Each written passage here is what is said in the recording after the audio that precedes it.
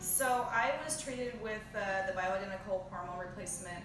I personally needed testosterone. That was what she decided per my lab work that I was lacking greatly.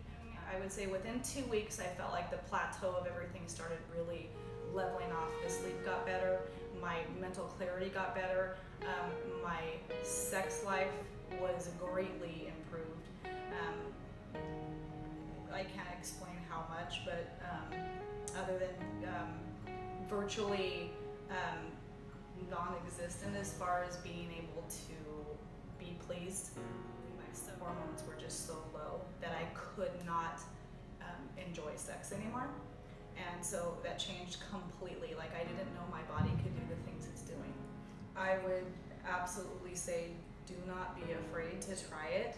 My pain level was so minimal, and I'm a pretty big baby when it comes to being a patient. So I was very pleased with the procedure from beginning to end. It was quick. Like I said, I didn't have any symptoms afterwards or any adverse effects. I went on my day as normal. She was amazing from the time I met her, and I instantly wanted to become a patient. And she's been referred so many times by me because of who she is.